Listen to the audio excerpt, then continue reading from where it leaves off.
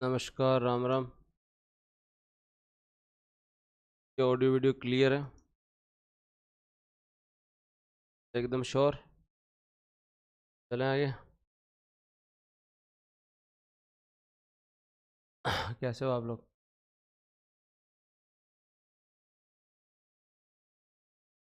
बड़ी आनंद में हो?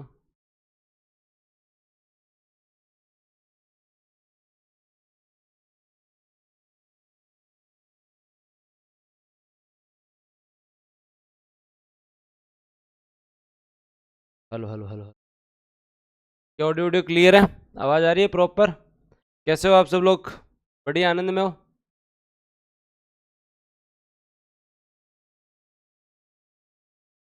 तो आज वाला वीडियो देखा तुम लोगों? कुछ मोटिवेट हुए तुम लोग? कुछ? हाँ।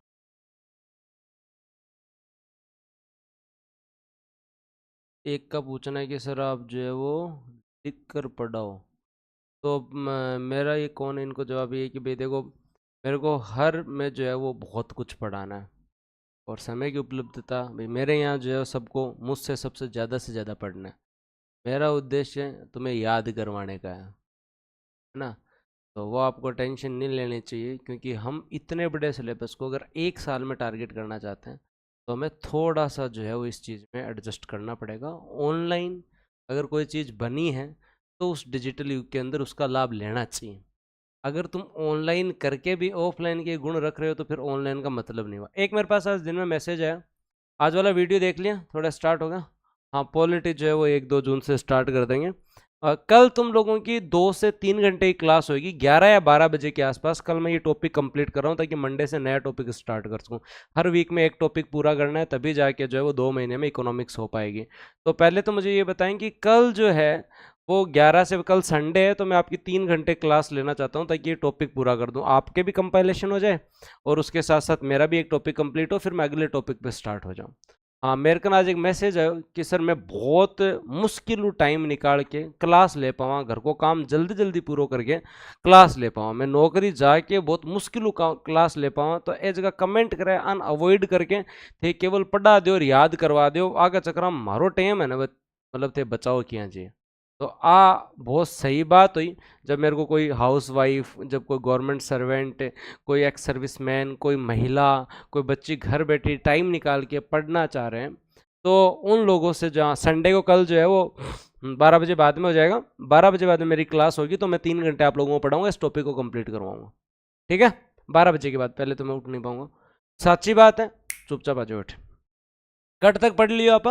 कृषि का महत्व पढ़ लियो, हरित क्रांति नहीं, नीली क्रांति पढ़ लिया था, और अपन लोगों ने जो है वो ये पढ़ लिया था कि आपके यहाँ जो व्हाइट रेवोल्यूशन क्या है। क्वेश्चंस बताने जल्दी जल्दी स्टार्ट करो, शाम को क्लास जो कंप्लीट होगी उसके बाद ही जो है हम लोग जो बात करेंगे। सभी ये बताएं कि नीली क्रांति का जनक किसे कहा जाता है? नीली क्रांति का जनक किसे कहा जाता है? नीली क्रांति का जनक किसे कहा जाता है? पहला क्वेश्चन जल्दी से जल्दी बताएंगे आप। पहला क्वेश्चन, नीली क्रांति का जनक किसे कहा जाता है? नेक्स्ट क्वेश्चन आप लोगों के लिए ये है कि आपके यहाँ जो नीली क्रांति है उसके जनक आपने कहा, लेकिन 7वीं पंचवर्षीय योजना में नीली क्रांति स्टार्ट होती है। हाँ, हीरालाल एवं Krishna Nandan. National dairy development board का गठन कब होता है? नेशनल डेयरी डेवलपमेंट बोर्ड का गठन कब होता है? नेशनल डेयरी डेवलपमेंट बोर्ड का गठन कब होता है? नेशनल डेयरी डेवलपमेंट बोर्ड का गठन कब होता है? अगला क्वेश्चन आप लोगों से, अगला क्वेश्चन आप लोगों से, national dairy development board. Very good. श्वेत क्रांति के जनक किसे कहा जाता है? कमेंट सेक्शन में जल्दी जल्दी चलने दो।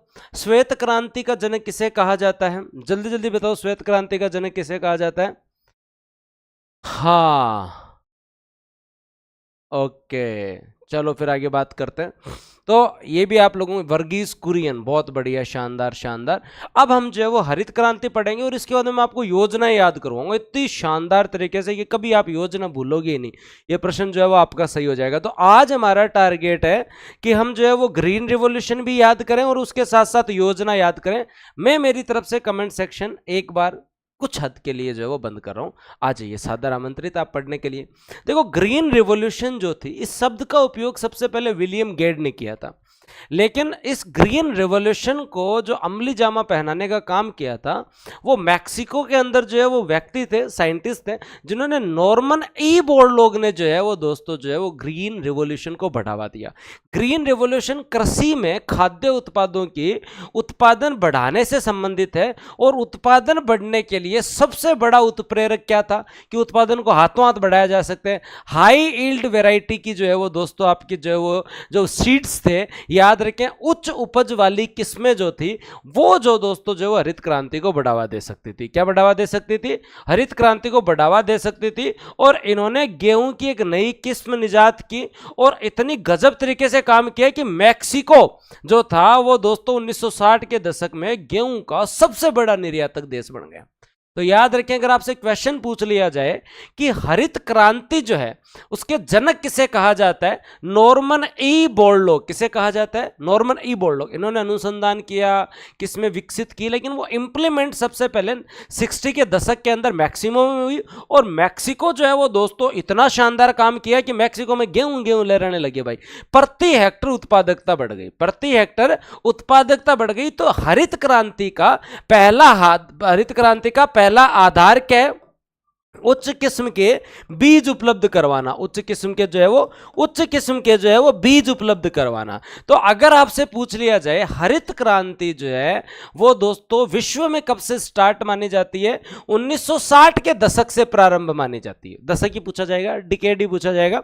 अब क्वेश्चन ये बनता है कि नॉर्मन ई बोरलॉग को जो है वो दोस्तों आपके यहां नोबेल पुरस्कार दिया गया था। क्या दिया गया था? नोबेल पुरस्कार दिया गया था।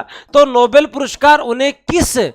पुरस्कार उन्हें किस श्रेणी में दिया गया? बताओ, हरित क्रांति के जनक आपको याद रह गया, लेकिन नॉर्मन ई बोरलॉग को नोबेल पुरस्कार दिया गया। कमेंट सेक्शन में सभी लोग बताएं कि उन्हें यह पुरस्कार किसके लिए मिला? कृषि के लिए मिला, उद्योग के लिए मिला, शांति के लिए मिला, अर्थव्यवस्था के लिए मिला, किसके लिए मिला? तो हमेशा याद रखें, जब आप करंट में नोबेल पुरस्कार पढ़ेंगे तो एग्रीकल्चर में नोबेल पुरस्कार नहीं दिया जाता है, उन्हें पीस में, शांति में नोबेल पुरस्कार दिया। क्योंकि खाद्यान्न उत्पादन बढ़ाना भी अपने आप में जो है वो विश्व में शांति स्थापित करने से संबंधित है। क्योंकि खाद्य संकट नहीं रहेगा तो शांति तो अपने आप स्थापित हो जाएगी ना।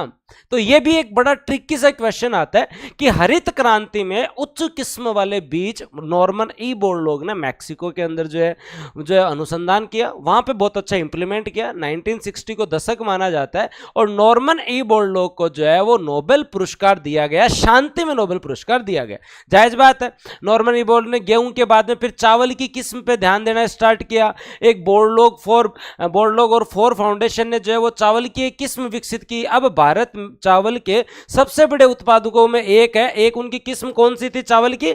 IR8। अगर कल को क्वेश्चन पूछ लिया जाए, उन्होंने जो किस्म सबसे तकड़ी चावल की, जो सबसे तकड़ी बोरलॉग और फोर फाउंडेशन जो उनका जो फाउंडेशन है, उन्होंने मिलकर एक चावल की किस्म बनाई थी। और भारत आज चावल का सबसे बड़ा उत्पादक देशों में एक है। तो गेहूं और चावल पे फोकस रखा गया, सबसे ज्यादा किस पे? गेहूं और चावल पे। लेकिन इसमें एक क्वेश्चन पूछा हुआ है कि हरित क्रांति में सबसे पहले कौन सी फसल पे फोकस किया गया? एक एक प्रश्न पे बात करेंगे हम।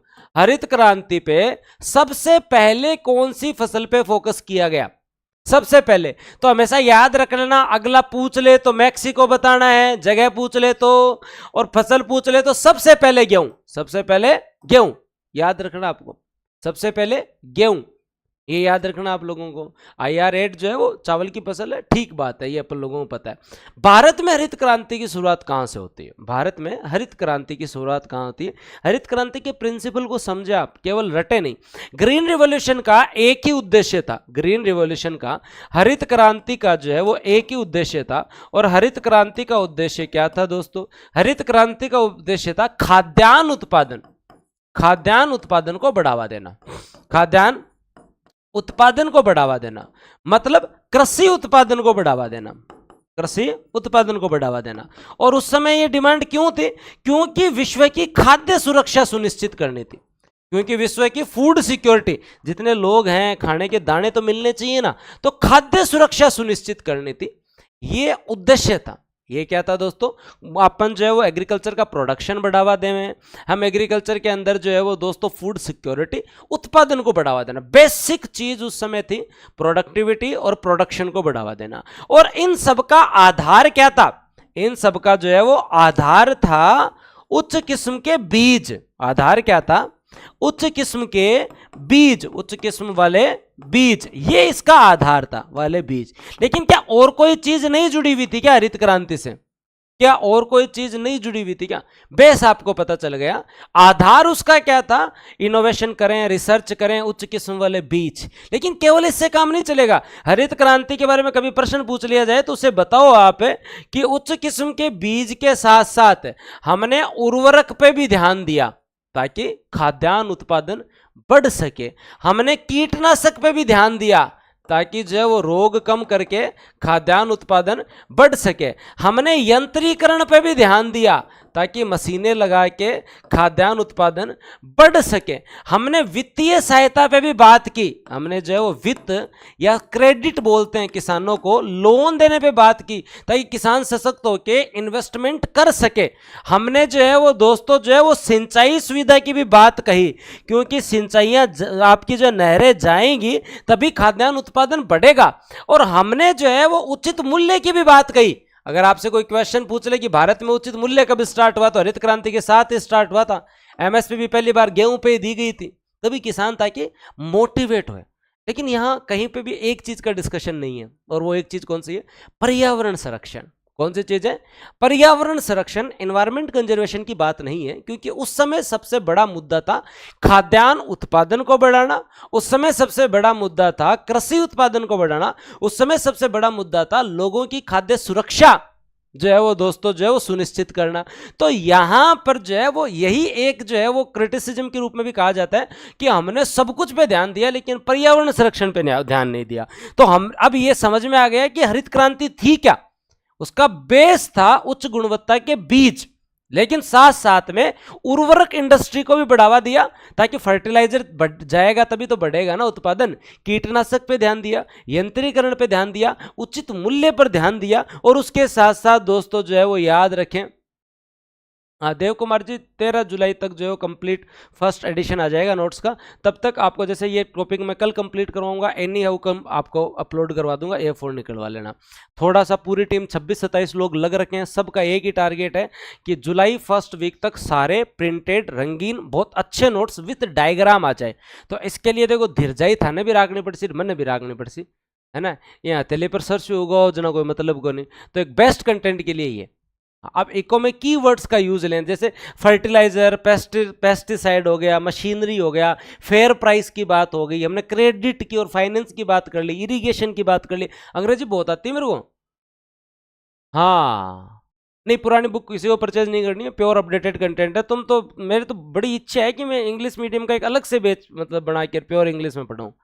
बस शर्त ये है कि हम शाम को पढ़ेंगे, सुबह उठ नहीं पाता हूँ मैं जल्दी, ठीक है। और एक बहुत इच्छा है मेरी इंग्लिश मीडियम की, तो एक बार तुम रुक जाओ थोड़े दिन, फिर तुम्हें एक स्पेशल इंग्लिश मीडियम में और पढ़ाऊंगा मैं इकोनॉमिक्स। अभी तो तुम थोड़ा फूड प्रोडक्शन, फर्टिलाइजर पूछ लिया करो अंग्रेजी में क्या। और एक सबसे बड़ी दुविधा ये है कि अंग्रेजी मीडियम वालों को अंग्रेजी नहीं आती, हमसे पूछ रहे हैं अंग्रेजी, बताओ ये कोई बात हुई क्या? अब आप और मैं हिंदी मीडियम के अपने को ये पूछ रहे हैं, तो तुम इंग्लिश मीडियम को एटलीस्ट तुम्हें तो इंग्लिश आनी चाहिए ना, हिंदी टू इंग्लिश तुम्हें तो एटलीस्ट आने चाहिए। अब हिंदी मीडियम वाले आदमी को अगर मैं बोलूं प्रिया जी को कि इसकी जो है वो इंग्लिश बताओ, तो उनके लिए एक चैलेंज हो सकता है। अंग्रेजी मीडियम वाले तो पहले से ही होशियार है, तुम इंग्लिश पूछ रहे हो यार, गलत बात है ना। अब आओ सामने, ठीक है, फैक्ट्स हम लोग जो है वो सारे टर्मिनोलॉजी यूज कर रहे हैं। ग्रीन रेवोल्यूशन, हरित क्रांति भारत में कब से स्टार्ट मानी जाती है? तो याद रख लेना, हरित क्रांति जो है वो दोस्तों भारत में स्टार्ट मानी जाती है। और कब से मानी जाती है? 1966 से। वेरी वेरी इंपॉर्टेंट, 1966 से, वेरी वेरी इंपॉर्टेंट। हरित क्रांति कब से? 1966 से। Very very important. भारत में हरित क्रांति को लागू करने वाले कौन थे? M S Swaminathan. आप देखते हो ना, Swaminathan report, Swaminathan report, Swaminathan report. हम पढ़ेंगे आगे, जब हम जो है वो एमएसपी के बारे में बात करेंगे तो हम देखेंगे स्वामीनाथन जी ने कहा था कि किसानों के लिए जो है वो जो पैसा लग रहा है उससे 50% ज्यादा किसान को पैसा दो। 2,000 रुपए तो गेहूं उत्पादन पे लग रहे हैं तो उसे 3,000 दो। अपन देखेंगे उन्होंने कहा था कि किसानों के लिए कौशल विकास का काम करो, किसान नॉलेज सेंटर खोलो, किसान नॉलेज सेंटर भी खोलो। तो उन्होंने बहुत सारी बातें कही थी। किसानों ने उर्वरक के लिए सब्सिडी दो, तो एम एस स्वामीनाथन रिपोर्ट के बारे में हम पढ़ेंगे आगे।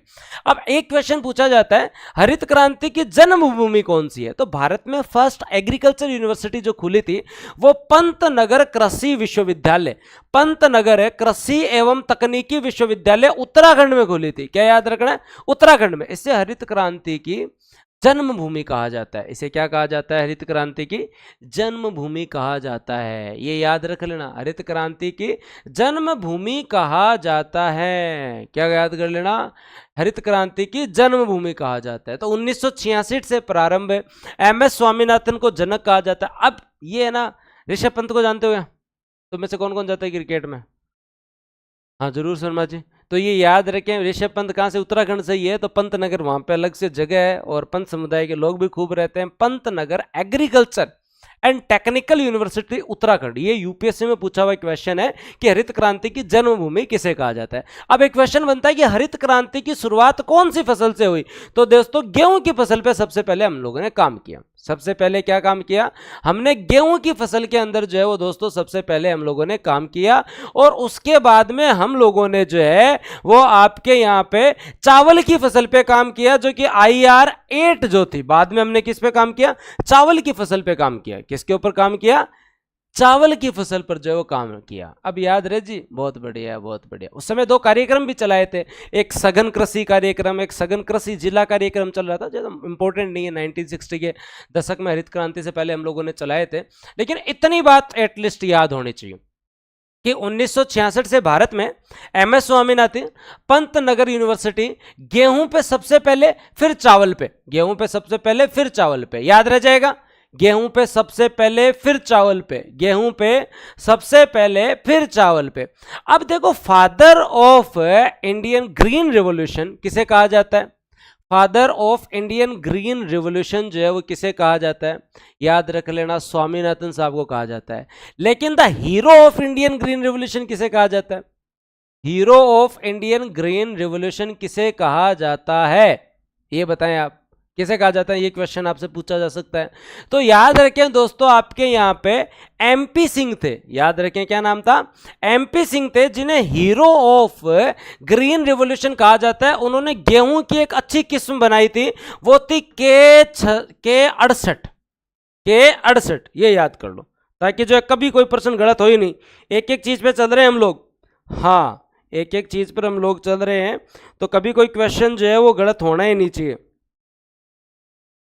लिखो एक बार सभी कमेंट सेक्शन में। चले?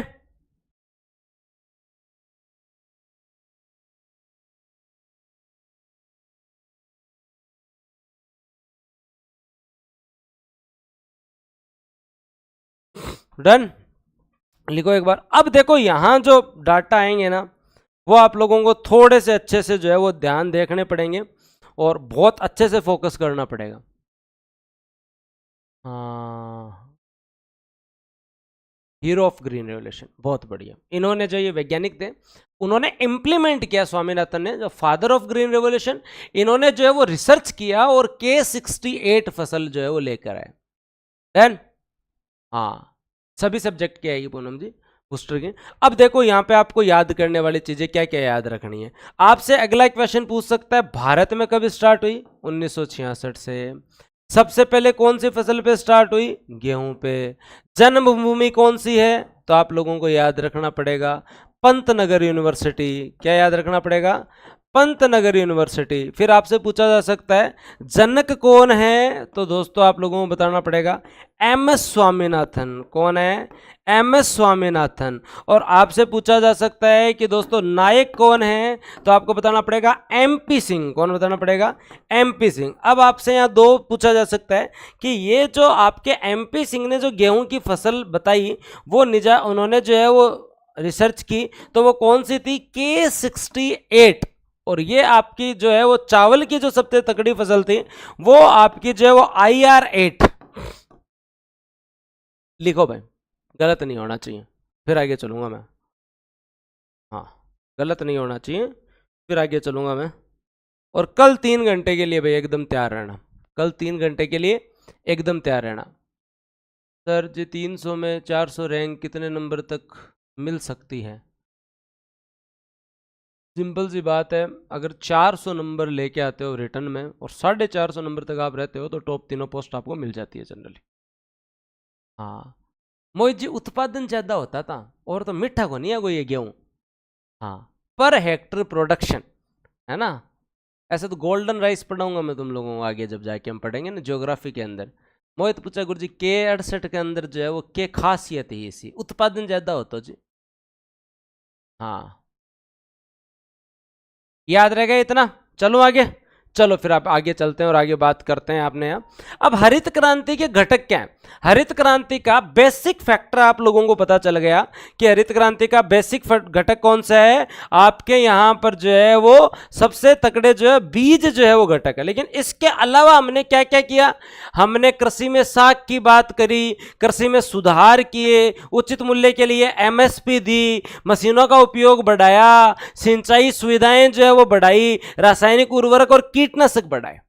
याद रह जाएगा। हाँ, 3 घंटे कंटिन्यू क्लास होएगी, एकदम बैठे बैठे जो है वो चेयर पे बैठ जाऊंगा मैं ऐसे, और बढ़िया तरीके से याद कराऊंगा और बात करूंगा नहीं किसी भी कंडीशन में, थे चाहे कत्ती बात कर लो बोले। हाँ, तो क्या बात है, संडे हाउसफुल हो जी तारो। साख का मतलब होता है निकेत कि आपको जो है वो याद रखना आज। हाँ, जो आपको क्या याद रखना है, कृषि में क्रेडिट का मतलब होता है पैसा। जैसे किसान क्रेडिट कार्ड योजना चालू की, भी किसान को पैसा दोगे तभी वो कृषि कार्यों में उर्वरक कीटनाशक ले पाएगा, वो अच्छी किस्म के बीज ले पाएगा। अगर आप उसे ऋण ही नहीं दोगे तो क्या मतलब। हाँ, कल मैं तुम्हारी आदत डालना चाह रहा हूं, कल मैं तुम्हारी आदत डालना चाह रहा हूं और इस एक टॉपिक को कंप्लीट करवाना चाह रहा हूं। अब दोस्तों हरित क्रांति के मुख्य तत्व याद रह जाएंगे। उच्च उपज के बीज का उपयोग करना, रासायनिक उर्वरक का उपयोग करना, सिंचाई सुविधाओं का विस्तार करना, आधुनिक कृषि यंत्रों का प्रयोग करना, कीटनाशक का उपयोग करना, साख सुविधाएं उपलब्ध करवाना, MSP देना, गाँव में इलेक्ट्रिसिटी को बढ़ावा देना, ये सारी चीजों पर बात हुई। अब हरित क्रांति के सकारात्मक और नकारात्मक प्रभाव तुम बताओगे, मैं नहीं बताऊंगा केवल। बताओ सकारात्मक प्रभाव क्या हुआ, हरित क्रांति का सकारात्मक प्रभाव क्या हुआ, ये तुम लोग बताओगे कमेंट सेक्शन में। सभी लोग बताएं, पहले सकारात्मक बताएं, तुम बताओगे जितने में हो जाएंगे ऑलमोस्ट इतने ही है 5-7। तो हरित क्रांति से हमारे यहाँ जो है वो क्या क्या इम्पैक्ट पड़ा, ये भी आप लोग जो बताएंगे। हरित क्रांति के सकारात्मक प्रभाव क्या रहे वो आप लोग जो है वो बताएंगे। बताओ भाई, हरित क्रांति के सकारात्मक प्रभाव पता चले किस किस को याद रहे। फूड सिक्योरिटी सुनिश्चित हो गई, मोर प्रोडक्शन हुआ, प्रोडक्टिविटी बढ़ गई, खाद्यान्न में वृद्धि हुई, ज्यादा उत्पादन हुआ। बहुत बढ़िया, बहुत बढ़िया। और बताओ, केवल इतने से काम कैसे चलेगा? केवल इतने से काम नहीं चलेगा भाई। और बताओ, वॉइस क्लियर नहीं है, एकदम सही आ रही है। चलो ठीक है, अब बात करते हैं। तो इसमें कभी रटना नहीं। देखो, खाद्यान्न उत्पादन में वृद्धि हुई। अगर आपने खेत के अंदर खाद्यान्न उत्पादन बढ़िया हो सी, तो किसान की आय में भी वृद्धि हुई, किसान की आय में भी वृद्धि हुई। सही बात है। भारत खाद्यान्न में आत्मनिर्भर देश बना, भारत में कृषि यंत्रीकरण हुआ। औद्योगिक विकास में वृद्धि कैसे हुई, तुम लोग बताओ मेरे को। अब ये मैं तुमसे क्वेश्चन पूछना चाह रहा हूं कि औद्योगिक विकास में वृद्धि कैसे हुई। लिखा हुआ पड़ा है कि औद्योगिक विकास में वृद्धि हुई, तो औद्योगिक विकास में वृद्धि कैसे हुई बताओ तुम कमेंट सेक्शन में, पता चले। कोई भी स्टूडेंट बताना चाहे। देखो, एक बेसिक सी चीज है, उर्वरक उद्योग। तो उर्वरक बनसी तो मशीन ना हुई, इंडस्ट्रियल सेक्टर में डिमांड बढ़ गई ना अपने। कीटनाशक बढ़ेगी कहां पे? उद्योग में ही। यंत्रीकरण, मशीन बन के कहां से आएगी? उद्योग में ही। फिर अगर ज्यादा उत्पादन होके कॉटन जाएगा तो बढ़ेगी क्या? सूती वस्त्र उद्योग ही। जायज बात है। इंडस्ट्री को रॉ मटेरियल मिल गया और इंडस्ट्री का उत्पादन इसलिए भी बढ़ा कि इसमें डिमांड बढ़ गई, डिमांड बढ़ गई। दूसरी सबसे इंपॉर्टेंट चीज है कि अधिशेष उत्पादन से खाद्य मुद्रास्फीति नियंत्रण हो गई। पहले महंगाई थी भाई साहब, गेहूं चावल इनके अंदर, लेकिन अब सरप्लस प्रोडक्शन हुआ। और जब सरप्लस प्रोडक्शन होता है तो इस कंडीशन के अंदर जो है वो दोस्तों याद रखें, आपके यहाँ पे महंगाई भी कम हो गई क्योंकि अब सप्लाई अच्छी हो गई। अब अपने सप्लाई अच्छी हो गई। लास्ट चीज है, ग्रामीण रोजगार बहुत तकड़ा बढ़ा। क्या बढ़ा? ग्रामीण रोजगार जो है वो बहुत तकड़ा बढ़ा। ग्रामीण रोजगार जो है वो दोस्तों जो है बहुत शानदार बढ़ा। ये भी आप याद रखें। रूरल एरिया में प्रोडक्शन बढ़ने से जो है वो दोस्तों जो है वो रूरल एरिया के अंदर क्या हुआ, एक मिनट साइड में होंगे मैं थोड़ा, अब दिख जीता ना। रूरल एरियाज में प्रोडक्शन बढ़ने की वजह से जो है रूरल एरियाज में एम्प्लॉयमेंट भी जो है वो बहुत अच्छे से बढ़ा। आई बात समझ में? अगर क्वेश्चन आ जाए तो ऐसे प्रश्न प्रीलिम्स में भी आ सकते हैं, ऐसे प्रश्न प्रीलिम्स में भी आ सकते हैं कि फूड प्रोडक्शन बढ़ा, किसान की आय बढ़ी, भारत आत्मनिर्भर हुआ, यंत्रीकरण बढ़ा, औद्योगिक विकास बढ़ा, मुद्रास्फीति बढ़ी, रोजगार का प्रभाव जो है वो दोस्तों जो बढ़ा। अब देख लिया होगा वैसे तो तुम लोगों ने, पर चलो देख के बता दो कि नकारात्मक प्रभाव क्या थे।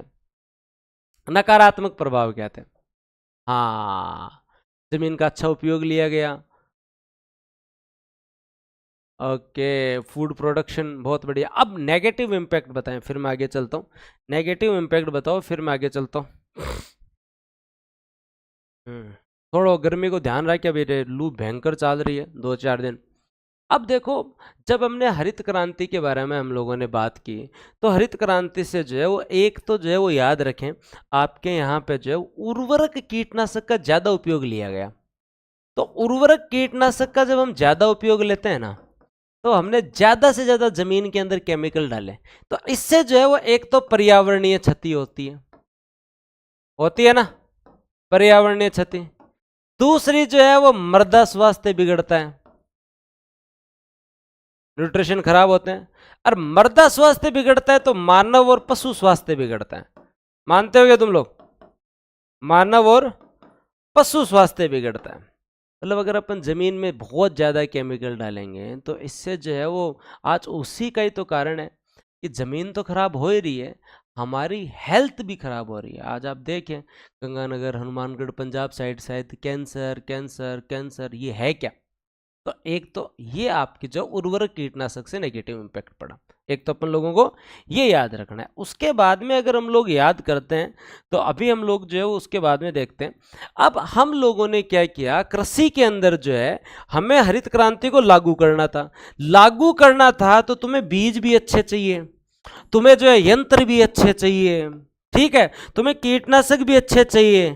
तो इसके पैसे नहीं लगते क्या? सरकार फ्री में तो दे ही नहीं रही थी, नहीं दे रही थी ना। तो ये जब चीजें चाहिए तो इससे किसानों की जो है वो लागत बढ़ी। क्या बढ़ी? लागत बढ़ी। और किसान की लागत बढ़ी, तो लागत जब इंक्रीज हुई तो इससे किसान जो है वो दोस्तों किसानों के ऋण बढ़े, किसानों के ऋण बढ़े। स्टार्टिंग टाइम में किसान जो है वो कर्जे में आ गए। मानते हो तुम लोग? बीज चाहिए, यंत्र चाहिए, कीटनाशक चाहिए, उर्वरक चाहिए, तो ये तो होएगा ना, होएगा। तो ऋण जो है वो दोस्तों जो, तीन बात तो यहां आ गई तुम्हें, पर्यावरणीय क्षति हुई, मृदा स्वास्थ्य खराब हुआ, मानव और पशु स्वास्थ्य, तो ऋण बढ़े भाई, ठीक है। अब इसके बाद में अगर हम लोग बात करें इससे कृषि, अब देखो इससे जो है कि आदमी तो होता है लालची, उसे तो ज्यादा से ज्यादा जो है वो उत्पादन ही करना है। तो इस कंडीशन के अंदर दो असमानताएं बढ़ी, और दो असमानताएं कौन सी थी? एक तो सामाजिक असमानता, सामाजिक असमानता बढ़ी, और एक क्षेत्रीय असमानता बढ़ी। एक जो है वो दोस्तों क्षेत्रीय असमानता बढ़ी। सामाजिक असमानता और क्षेत्रीय असमानता कैसे बढ़ी, इसका एग्जांपल देता हूं। जो बड़े जमींदार थे उनने हरित क्रांति का बड़ा लाभ लिया। बड़े जमींदार थे वो इससे लाभप्रद हुए क्योंकि उनके पास पैसे थे, उन्होंने इन्वेस्ट किया, बढ़िया एमएसपी पे पैसा में बेचा। लेकिन जो छोटे किसान थे, जो लघु एवं सीमांत किसान थे, उनके पास इतना पैसा नहीं था और वो इन चीज़ों का लाभ ले नहीं पाए, सीमांत किसान। तो यहाँ अब समाज में किसान वर्ग में भी दो वर्ग बन गए। गांव में ही एक आदमी का फॉर्च्यूनर है, गांव में ही एक आदमी जो वो मोटरसाइकिल भी अफोर्ड कौन कर पा रहे हो। देखिए तो यह कंडीशन, बड़े किसान अपने ट्रैक्टर ले आए, इन्वेस्टमेंट किया, पैसे उनके पास थी, लैंड ज़्यादा थी, उन्होंने जो है वो बढ़िया बैंकों से जुड़े हुए थे तो केसीसी लिए, उन्होंने ऋण लिए बढ़िया ज़्यादा से ज़्यादा, फिर मंडी में जाके बेचा, सब कुछ था। लेकिन जो किसान छोटे थे, 2 बीघा 3 बीघा 4 बीघा 8 बीघा 10 बीघा, वो नहीं कर पाए। तो इससे क्या, सोशल इनइक्वलिटी आई। फिर दोस्तों क्षेत्रीय असमानता की तरफ चलते हैं। तो यहाँ पे कुछ राज्य जिनका एग्जाम्पल मैं दूं तो हरियाणा, पंजाब, ये दोस्तों आपका यूपी, इन्होंने हरित क्रांति का तगड़ा लाभ लिया, इन्होंने हरित क्रांति का तगड़ा लाभ लिया। और खास करके हरियाणा पंजाब ने तो हरित क्रांति में मजे ले लिए भाई साहब, इन्होंने जो है बहुत तगड़ा लाभ लिया, ठीक है। लेकिन कुछ राज्य, हाँ कुछ राज्य याद रखें दोस्तों, लेकिन कुछ राज्य जो है वो कौन से, याद रखें कुछ राज्य कौन से, आपके जो है राजस्थान हो गया, पूर्वोत्तर हो गया, साउथ के स्टेट हो गए, इन्होंने जो है वो ये लाभ नहीं ले पाए, ये जो है वो प्रॉपर है, हाँ लाभ नहीं ले पाए, याद रखना।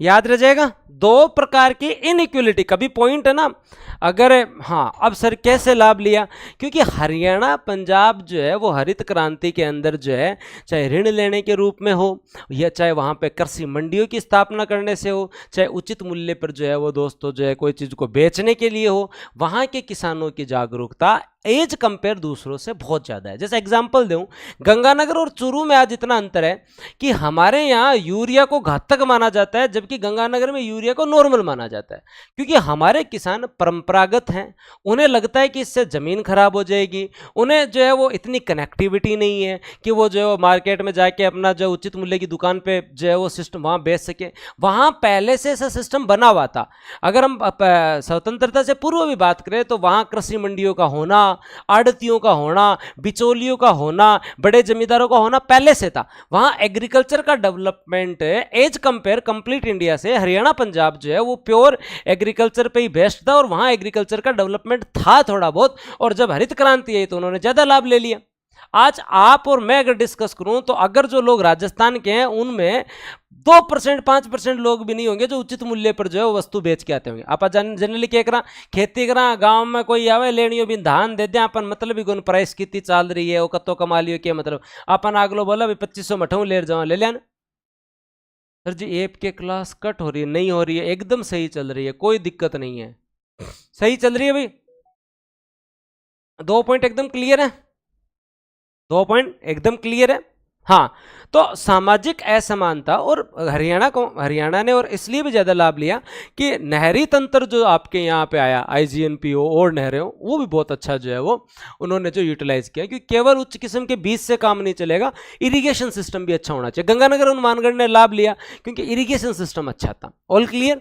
तो ये पॉइंट तो आपको जो है वो याद हो गए, ये पॉइंट तो जो है 4 पॉइंट तो याद हो गए। क्या याद हुए कि पर्यावरण को क्षति हुई, मृदा स्वास्थ्य, मानव एवं पशु स्वास्थ्य, ऋण बढ़े, और जो है वो दोस्तों सामाजिक असमानता और क्षेत्रीय असमानता आई। लेकिन अब दूसरे चीज पे अगर हम लोग बात करें तो यहां पे 2 नेगेटिव इंपैक्ट और पड़े कि हम लोगों ने भूमि जल का अतिदोहन किया, भूमि जल का अतिदोहन किया था ना अपन ने, भूमि जल का अतिदोहन भाई साहब, बढ़िया बोरवेल करवाया, हद से ज्यादा लैंड वाटर का यूज किया, उसकी वजह से आज के टाइम जो है वो पूरे के पूरे जो है वो हम डार्क जोन में चले गए। तो ये इससे एक चीज हुई।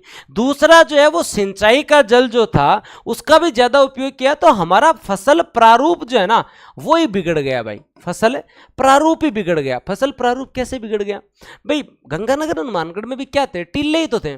पंजाब में क्या थे, अपने तरह बालू का स्तूप ही थे। उन्होंने क्या किया, सारा समतल कर दिया। चलो गेहूं बोलो तुम लोग, नरमा बोलो, ठीक है, वहां तक तुम लोग जो है वो चावल बो रहे हो, वहां पे जो है वो चावल बो रहे हो। अब चावल बोने का मतलब है कि तुम्हारी जमीन की वाटर होल्डिंग कैपेसिटी तो है नहीं, अब तुम उस जमीन को जो है वो पानी से भर रहे हो भयंकर तरीके से। मतलब जिस जगह गेहूं बाजरा किया जा सकता है, गेहूं भी चलो बड़ी बात है, बाजरा मोट मूंग गवार हो सकते हैं, वहां पे आप चावल कर रहे हो, तो आपने खेत के खेत भर दिए, उसकी वजह से जो है वो भूजल जल जो है वो भूजल में जाने लगा। अब उसकी वजह से नीचे हमारे यहाँ जिप्सम रॉक फास्फेट की परतें थी, और उसकी वजह से दोस्तों जो है वो हमारे यहाँ सेम की समस्या आ गई। रावतसर है, अनूपगढ़ है, अठीन जो है सूरतगढ़ है, इस साइड थे देखो तो एकदम वीरान हो रखी है, जगह की जगह खेत के खेत वीरान हो रखे हैं, क्योंकि पानी बहुत ज्यादा डाला। अब एक लेवल के बाद में रॉक फास्फेट और जिप्सम की जो है वो नीचे परतें हैं, तो वो पानी नीचे जा नहीं सकता, पूरा खारा ही पानी हो गया, पूरा वाइट की वाइट दलदलीय परिस्थितियां बन गई। वही ना बात समझ में। तो एक तो फसल प्रारूप बिगड़ा, और उसके साथ साथ जो है वो दोस्तों भूजल का अतिदोहन हुआ, और इसके साथ साथ सेम जैसी पर्यावरणीय समस्याएं भी आई, सेम जैसी पर्यावरणीय समस्याएं भी आ रही, ये भी आप लोग याद है, ध्यान रखें। तो ये इतने पॉइंट थे। अब देखो इसमें भी अगर किसी को ऐसा लग रहा है कि सर टाइम लग रहा है, टाइम लग रहा है, तो ये फिर गलत है, समझना तो चाहिए, पूरा एकदम दिमाग में सेट बैठ रहा है, जल्दी में तो नहीं है ना कोई। हाँ, जल्दी वाली बात नहीं जचती भाई, जल्दी वाली बात नहीं जचती, चाहे टाइम लग के पढ़ लो, लेकिन रट्टा नहीं मारना है कि अब कभी हरित क्रांति पे लिखना हो, कोई क्वेश्चन आ जाए, तो ऐसे मतलब बार बार रटना नहीं पड़े एकदम। अब मैं बात नहीं कर रहा, लेकिन इसमें भी अगर किसी को जल्दी है तो फिर तुम लोग जो है एक काम कर सकते हो, एग्जाम से 2 महीने पहले एक बूस्टर बैच आता है, जगह के मान मैं एकदम ये रोबोट बन के पढ़ा, मैं एकदम रोबोट बन के पढ़ा, और बिम आदमी प्री का कन्ने पहुंच जाए, क्योंकि रोबोट बन के पढ़ा जहाँ प्री की कटऑफ तक तो पहुंच जाए, लेकिन क्लियर अगर पहली पढ़े हो जाना तो हो जाए। अगर एकदम नए नए हो तो एकदम तुम हम रोबोटों से पढ़ सकते हो। तो 2 महीने का लास्ट में हम बूस्टर बैच लाते हैं, है ना, पिछली वैकेंसी में हम लाए थे। तो भाई अगर आपको वैसे पढ़ना है तो आप उसमें पढ़ सकते हो, जिसके अंदर मैं पूरी इकोनॉमिक्स 50 घंटे में करा देता हूँ, यहाँ 100 घंटे लूंगा, याद करवाऊंगा।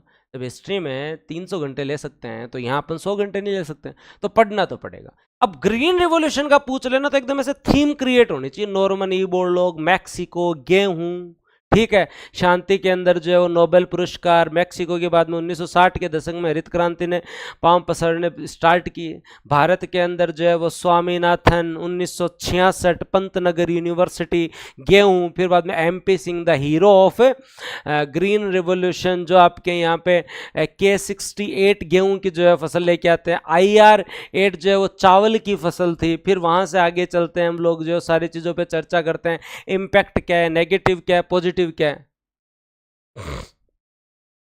टेक्निकल टीम को आप बता दें, नहीं है जल्दी, ऐसे ही पढ़ाओ सर ताकि आगे। हाँ, तो यही होता है फिर बाद में। तो आप लोगों का जो है वो 1 जून से बैच आ रहा है, तो अब अपनी जिम्मेदारी लेके 7 दिन है, कल मैं पोस्टर दे दूंगा, स्टेटस लगाना है, विथ फैकल्टी दे दूंगा, विथ फ़ोन नंबर दे दूंगा। हाँ, पर आप लोगों से विनम्र निवेदन है कि हर स्टूडेंट कोई प्री या जो है प्री प्लस मेंस अपने साथ वालों को जरूर बताएगा, ये आप लोगों से ही है भाई। अब मेरे को कमिटमेंट करके जाओगे कि सर हम बताएंगे, कोई कमी नहीं छोड़ेंगे। हाँ, ये जो है वो, अब देखो इतना तो हमारा हक है कि आपको बोल सकते हैं, इतना तो हमारा हक है कि हम आपको बोल सकते हैं। तो आप लोगों से विनम्र निवेदन है, करोगे ये काम, क्योंकि अब सभी RS की तैयारी कर रहे हैं। नई वाली वैकेंसी वालों को जो है वो पोस्टिंग भी मिल गई है, पुराने वाले वैकेंसी वालों को नई वैकेंसी आपकी जो सर पे है। तो इस कंडीशन पे जो है वो आप लोगों से ही लोग पूछेंगे, मेरे से तो पूछेंगे नहीं। और हम जो है वो इस स्थिति में आप और मैं हैं नहीं कि अपन लोग जो है वो बहुत बड़ा जो है वो इश्तिहार दें अखबार में, बहुत बड़े बड़े बोर्ड लगा दें, या जो है वो कोई बहुत बड़ा ब्रांड एम्बेसडर ले आए, ऐसा तो नहीं हो सकता, है ना। जैसे बड़ी कंपनियां जो है वो सौरव गांगुली को ले आते हैं, धोनी जी को ले आते हैं, तो ऐसा तो नहीं हो सकता। तो एटलीस्ट अगर आप अपनी संस्थान मानते हो, अपना जुड़ाव हो गया, और अगर आप नॉमिनल में बढ़िया फैकल्टी से पढ़ रहे हो, और आपको अगर सारी फैकल्टी अच्छी लग रही है, और आपके सुधार हम हर बार मानते ही हैं भाई, आप जो कहेंगे वो अच्छा करेंगे, तो एटलीस्ट एक स्टूडेंट को जोड़ने के लिए, चाहे सुनील हो, चाहे धर्मपाल हो, चाहे मोहित हो, चाहे अजय हो, चाहे जो है वो कोई भी हो, कविता जी हो, आप लोगों को ये प्रयास करना है, ठीक है। हाँ तो बढ़ ले हो, हाँ ठीक है। चलो अब आगे बात करते हैं। अब दोस्तों जो है वो बात करते हैं आगे, और सेकंड ग्रीन रिवॉल्यूशन के बारे में बात करते हैं। किसके बारे में? सेकंड ग्रीन रिवॉल्यूशन के बारे में बात करते हैं। पीटर स्टीनहार्ट ने 1981 में एक लेख में सेकंड ग्रीन रिवॉल्यूशन का नाम लिया। क्या किया? सेकंड ग्रीन रिवॉल्यूशन का नाम लिया, ये शब्द लिया गया, कोई भारत में चालू वालू नहीं हुई है, शब्द है, चर्चा हुई इसके ऊपर। क्या हुई? चर्चा हुई हरित क्रांति के सेकंड ग्रीन रेवोल्यूशन। जब फर्स्ट ग्रीन रेवोल्यूशन के इतने नेगेटिव इंपैक्ट आए तो लोगों ने एक सस्टेनेबल एग्रीकल्चर की बात करना स्टार्ट किया। और सस्टेनेबल एग्रीकल्चर होता क्या है कि हम हमारे पीढ़ी के लिए तो जो है वो करें, लेकिन अगली पीढ़ी के लिए भी जमीन जल ये छोड़कर तो जाएं। पढ़ा था ना मैंने, इकोनॉमिक्स पहले धन का विज्ञान था, फिर इकोनॉमिक्स जो है वो दोस्तों आपके यहाँ पे जो है कल्याण का विज्ञान हुआ, फिर ग्रोथ एंड डेवलपमेंट का विज्ञान हुआ, फिर सस्टेनेबल डेवलपमेंट का विज्ञान हुआ। तो सस्टेनेबल डेवलपमेंट का मतलब है कि हरित क्रांति में हम सारे अंधे हो गए, उत्पादन उत्पादन उत्पादन, कीटनाशक उर्वरक कीटनाशक उर्वरक। तो ये चर्चा चलने लगी हर जगह, और ये जब चर्चा चलने लगी तो दोस्तों जो है वो दोस्तों याद रखें, आपके यहाँ पे इस चर्चा के अंदर जो है वो एक चीज आप लोगों को याद रखनी पड़ेगी। यहां पर एक व्यक्ति थे साकिको फुकुदा पार, हाँ ये आपके जो जापान के थे, इन्होंने भी जो है वो दोस्तों अपनी पुस्तक लिखी और उस पुस्तक में सेकेंड रेवोल्यूशन की और बात कही। उन्होंने सेकेंड रेवोल्यूशन की और बात की, the gene revolution, GM crops and unequal development. उन्होंने बताया कि ये जो डेवलपमेंट हो रहा है ये असमानता वाला डेवलपमेंट है। तो इन्होंने जो है वो दोस्तों चर्चा कही, ये चर्चा इन्होंने कही, ये चर्चा इन्होंने भी अपनी पुस्तक के अंदर इस चीज के ऊपर 2006 में जो है वो दोस्तों बात कही। तो कल को कोई पूछ ले कि ग्रीन रिवोल्यूशन की अवधारणा जो थी वो किन की किताब में थी या नाम किन्होंने लिया था, पीटर स्टनहार्ट ने नाम लिया था।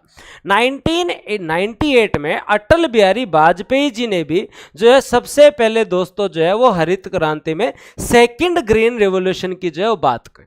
भारत में सन 2000 के आसपास जो है वो 2 तारीख से कर दें धर्मपाल जी, इधर ध्यान दो कि जो है वो अटल बिहारी वाजपेयी जी ने सबसे पहले द्वितीय हरित क्रांति का जो है वो उल्लेख किया। क्या उल्लेख किया? द्वितीय हरित क्रांति का उल्लेख किया। अब यहां पे मुद्दा ये है कि सर ये तो बताओ सेकंड ग्रीन रिवॉल्यूशन है क्या, ये मुद्दा है भाई। चलो पीटर स्टीनहार्ट ने एक बात कही, सकीको फुकुबद्वार ने बात कही, अटल जी ने बात कही। भारत में मोटा मोटी एग्रीकल्चर जो है वो दोस्तों आपके यहाँ पे पॉलिसी आई थी सन 2000 की पॉलिसी में हम लोगों ने ग्रीन रिवॉल्यूशन की बात कही, फिर ठंडे बस्ते में डाल दी, इसका कोई इंप्लीमेंटेशन नहीं हुआ, ठीक है, ये सारी बातें ठीक है। लेकिन यहां पे आपसे ये क्वेश्चन बन सकता है कि सबसे पहले बात किसने की? पीटर स्टीनहार्ट ने। और कौन सी एग्रीकल्चर पॉलिसी के अंदर? दोस्तों भारत की राष्ट्रीय कृषि नीति 2000 में इसके ऊपर बल दिया गया। हमें यहां पे ये याद करना पड़ेगा कि जो ग्रीन रेवोल्यूशन है, सेकेंड ग्रीन रेवोल्यूशन, उसके बेसिक जो है वो दोस्तों जो है, हाँ सेकेंड ग्रीन रेवोल्यूशन जो है उसके बेसिक टर्म्स क्या हैं? तो देखो इसके बेसिक टर्म्स क्या हैं, आप लोग अच्छे बीज पे, कीटनाशक पे,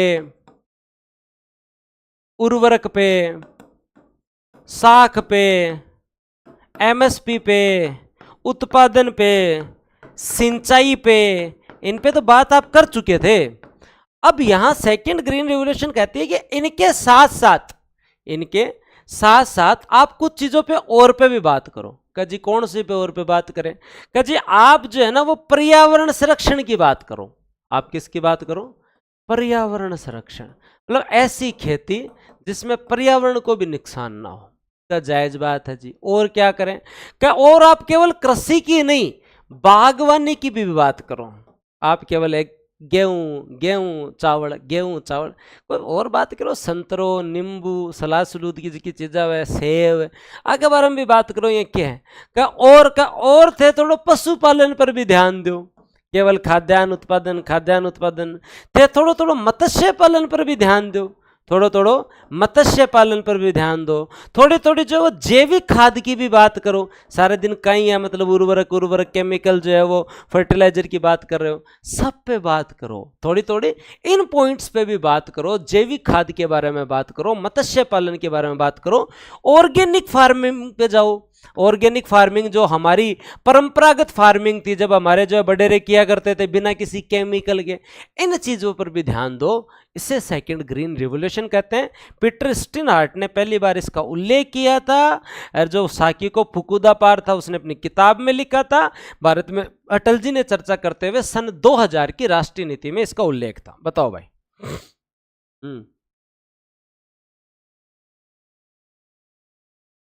दोनों चीज दिमाग में छप गई? ओके बात। तो अब अपन एक सबसे महत्वपूर्ण क्रांति पढ़ेंगे। अब अपन क्या पढ़ेंगे? सबसे महत्वपूर्ण क्रांति पढ़ेंगे। और बताओ सबसे महत्वपूर्ण क्रांति कौन सी है?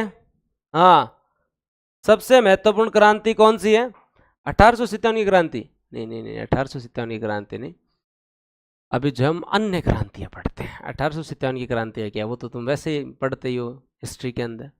तो अन्य क्रांतियों के बारे में जो है वो बात करते हैं हम। यहाँ से भी प्री में काफ़ी क्वेश्चंस आते हैं कि क्या क्या जो है वो और चर्चाएं हो सकती हैं।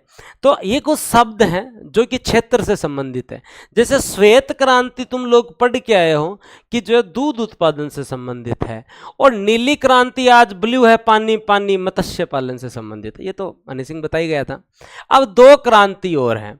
एक क्रांति है दोस्तों आपके यहाँ पे सुनहरी क्रांति, और एक गोल्डन फाइबर सुनहरी रेशा क्रांति। इन दो को और समझो, इन दो को आप लोग और समझो। अब मैं आप लोगों को समझाता हूं यहाँ पे कि आपके यहाँ पे दो क्रांति आपको और याद करनी पड़ेगी। एक तो गोल्डन रिवॉल्यूशन,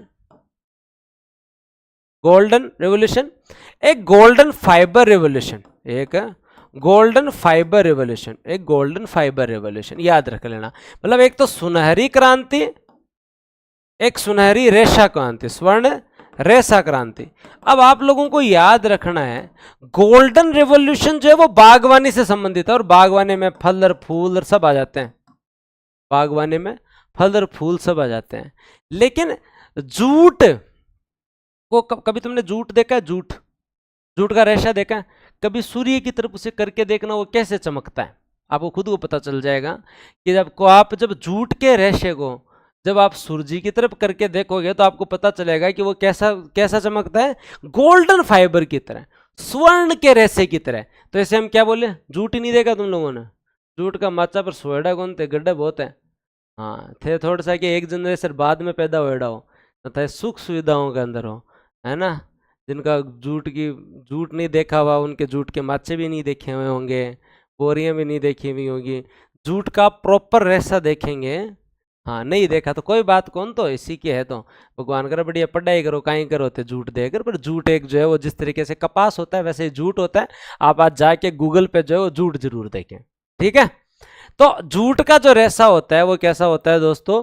आपका जो है वो स्वर्ण जैसा होता है, तो जूट से संबंधित है। दो क्लियर? दो क्लियर?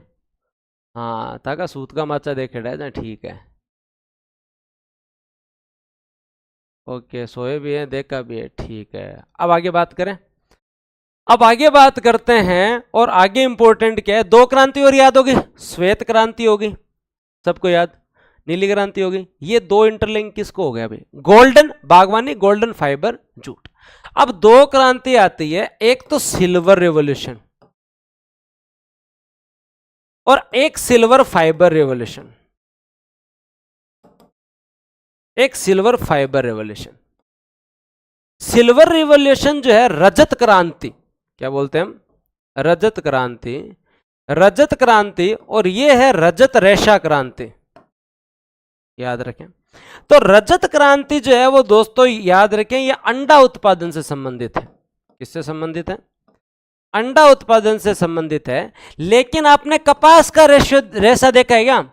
नरमो तो देखे ढोलो, कपास का रेशा तो देखा होगा। हाँ, तो कॉटन जो है उसको भी सूर्य के सामने करके देखो, आपको एकदम सिल्वर की तरह चमकता दिखेगा। अब भी कोई आदमी अगर इंटरलिंक नहीं कर सकता, नहीं याद कर सकता, तो बहुत गलत बात है भाई, बहुत गलत बात है।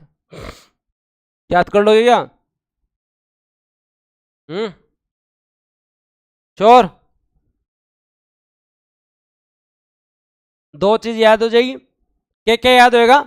गोल्डन हॉर्टिकल्चर और गोल्डन फाइबर जूट, सिल्वर अंडा, सिल्वर फाइबर, स्वर्ण रेशा क्रांति। अब हम तीन कलर पे चलते हैं। अब हम किस पे चलते हैं? तीन कलर पे चलते हैं। एक कलर है दोस्तों आपका जो है वो पीला, पीली क्रांति, येलो रिवर, येलो रिवॉल्यूशन। एक जो है वो दोस्तों आपकी लाल क्रांति, रेड रिवॉल्यूशन। और एक गुलाबी क्रांति, एक जो है वो दोस्तों गुलाबी क्रांति। ये आपके जो तीन कलर हैं। अब तुम सबसे पहले मुझे बताओ येलो रिवॉल्यूशन, क्लास नहीं रुक रही है, थोड़ा ध्यान दें, मैं सारे याद करवा दूं फिर जाऊं।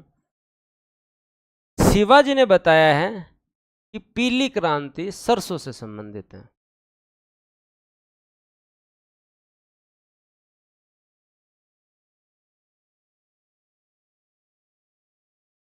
देखो मैं बताता हूं, केवल सरसों से नहीं है, ये क्वेश्चन आया था और बहुत सारे लोग गलत करके आए थे। ये तिलहन से संबंधित है, और तिलहन में वो सारी चीज आती है जिनसे तेल निकलता हो। किससे? तेल निकलता हो। ऑयल सीड से संबंधित है। तो तिलहन में राई भी आती है, सरसों भी आता है, सरसों भी आता है, मूंगफली भी आता है। ऑयल सीड याद रखो। सरसों तो तुम्हें याद रह जाएगा, सरसों के खेत याद रह जाएंगे, सारा याद हो जा। पीली क्रांति तिलहन से संबंधित है, और तिलहन को हम ऑयल सीड बोलते हैं। तो जो भी फसल, जैसे दलहन, उनमें आपके जो सारी दालें आती हैं, तो तिलहन में जो भी फसल, चाहे तिल हो, चाहे राई हो, चाहे सरसों, वो इसमें आती। लाल क्रांति टमाटर से भी संबंधित है और मीट प्रोडक्शन से भी संबंधित है, दोनों से संबंधित है। किससे संबंधित है? याद रह जाएगा। लाल क्रांति मांस से भी संबंधित है और टमाटर से भी संबंधित है। अब गुलाबी क्रांति जो है वो दोस्तों आपके औषधीय उत्पादन, जो आपके जो है वो औषधीय पौधे जो होते हैं उनसे संबंधित भी है। फार्मा सेक्टर को देखना, पिंक कलर ही रिप्रेजेंट करता है फार्मा सेक्टर को। हाँ, ये क्वेश्चन उन्होंने गलत करवाया था यूपीएससी वालों ने। उन्होंने कहा येलो रेवोल्यूशन संबंधित है, एक जगह ऑप्शन तिलहन था कंप्लीट और एक जगह ऑप्शन सरसों था, तो लोगों ने सरसों पे क्लिक करके आए। तो केवल सरसों नहीं है, तिलहन में सारे जो है वो ऑयल सीड्स। एक औषधीय पौधे भी आता है, एक प्याज भी जो है वो दोस्तों इसी में आता है, और एक झींगा उत्पादन भी इसी में ही आता है।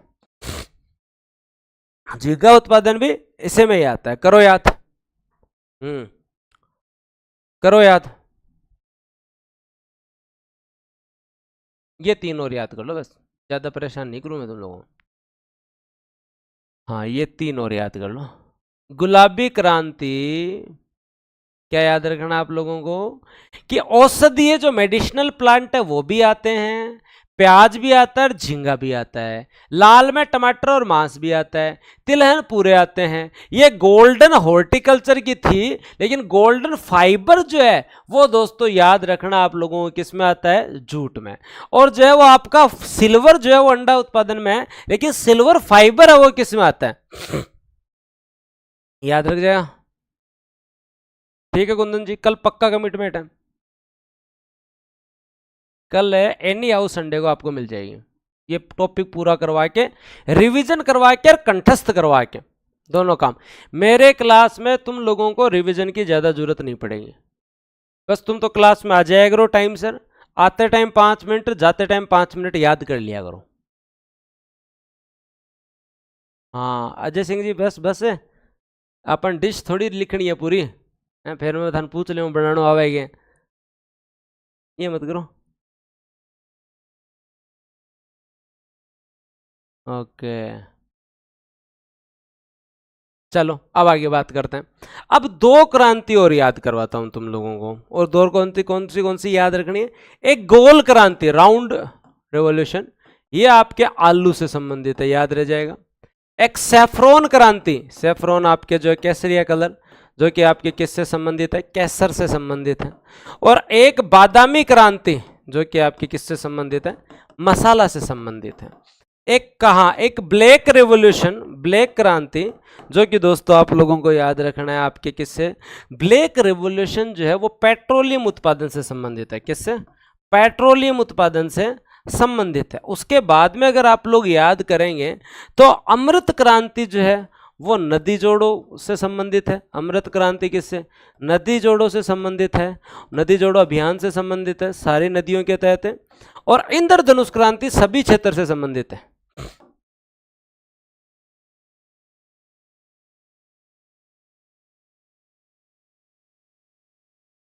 अब मेरे साथ चलो, याद करो, फिर अपन आगे चलते हैं।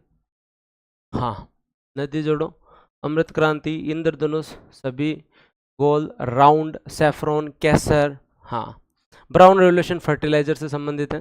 हम्म हम्म। सर आलू खार गोल हो गया, नहीं मैं तो सही हूँ आजकल। पहले इतनी याद करो। पर इन सबसे भी इम्पोर्टेंट और है, इम्पोर्टेंट वो क्या है जो आपके इस बजट में। ऐसे तो मैं और अगर क्रांति अगर अपन चले जाएं और पढ़ने लग जाएं पशुपालन विभाग वालों की, मतलब कृषि विभाग वालों की तरह से, तो वहाँ तो 100 से ज़्यादा क्रांति है। हमारे बेसिकली इतनी याद हो जाए वही ठीक है। लेकिन इन सबसे ज़्यादा इंपॉर्टेंट एक चीज़ है, ये तो याद हो जाएगा, दूध, मत्स्य, बागवानी, जूट, रजत में अंडा और सिल्वर में कपास, पीली तिलहन, गोल क्रांति आलू, लाल मांस टमाटर, गुलाबी ये सैफ्रॉन, केसर उत्पादन, ये याद हो जाएगा। अब एक चीज़ और याद कर लो, और ये जो है वो आपके यहाँ पे 2017 से 20 तक एक चीज चली, और उसको हम बोलते हैं सदाबहार क्रांति, एवरग्रीन रेवोल्यूशन। ये कल को पूछ लेना तो याद होने चाहिए, और इसको ढंग से याद करो। नीति आयोग ने एवरग्रीन रेवोल्यूशन की जो है वो बात कही, और उन्होंने एक रोड मैप बनाया, और किसके लिए? कृषि एवं संबंध क्षेत्र। इसका मतलब फसल से, पशुपालन से, मत्स्य पालन से, और वानिकी से। चार हो गए ना? वानिकी से में अंतरिक्ष प्रौद्योगिकी का लाभ लेना, गहरे समुद्र में मछली पकड़ने को बढ़ावा देना, बीज उत्पादन संघों की स्थापना करना, खाद्य प्रसंस्करण को बढ़ावा देना, इसके लिए 2022 तक किसानों की आय को दुगुना करने के लिए, पंचायत स्तर तक जो है वो उत्पादकता को बढ़ावा देने के लिए एवरग्रीन रेवोल्यूशन स्टार्ट किए गए। ये क्वेश्चन अगर आ जाए तो मेरी तो बस आपसे यही मांग है कि गलत नहीं होना चाहिए।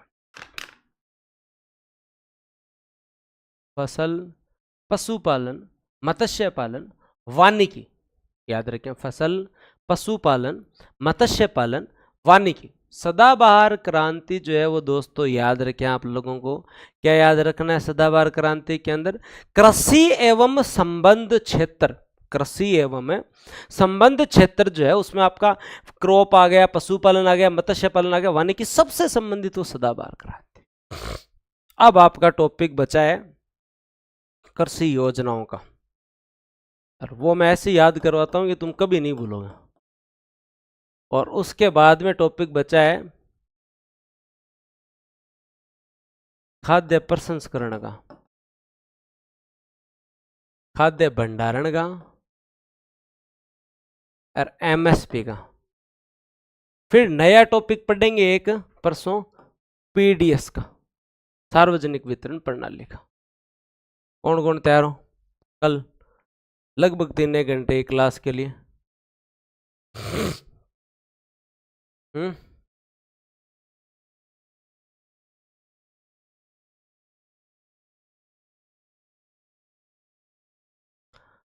आज के लिए इतना बहुत है, कल मिलते हैं। कल इस एग्रीकल्चर को कंप्लीट करते हैं। कल चाहे मुझे 2 क्लास लेनी पड़े भले, लेकिन संडे हमें हमेशा ही अच्छा करना। हाँ, कल घर बैठे रहें, ज़्यादा बाहर जाएं नहीं, टेम्परेचर का ध्यान रखें, राबड़ी छाछ पीते रहें। भयंकर गर्मी है। रेडी हो? मैं टाइम आपको बता दूंगा, टाइम डाल देंगे, क्लास से 1 घंटे पहले आप बढ़िया तरीके से पढ़ें। अभय बैच और कर्तव्य बैच के बारे में अपने साथ वालों को ज़रूर बताएं। कर्तव्य बैच के बारे में तो अपने साथ वालों को ज़रूर बताएं। फाउंडेशन बैच 1 जून से स्टार्ट हो रहा है, ठीक है? ओके, तो धन्यवाद, जय हिंद, राम राम। अब काल मिला, आज तो ना तो दुख है बहुत है तो, क्योंकि फिर अभी एक बार डॉक्टर ने इतना ही कह रखा है 2-3 घंटे क्लास लो, फिर भी मेरी ज़्यादा ही हो रही है, क्योंकि मेंस वालों को मैं बहुत ज़्यादा रिवीजन करवा रहा हूँ। 3 घंटे वहाँ जा रहे हैं मेरे, 1 घंटा यूट्यूब पे जा रहा है, एक यहाँ, तो 5 घंटे में पहुँच रहा हूँ। मेरे को एक सब्जेक्ट और स्टार्ट करना है 5 जून तक, तो फिर 6 घंटे हो जाएंगे। तो 6 घंटे पढ़ाना छोटी बात नहीं है, ठीक है? मैं बात कर लूँगा सूर्यकांत जी सर से। हाँ, धन्यवाद, जय हिंद, राम राम।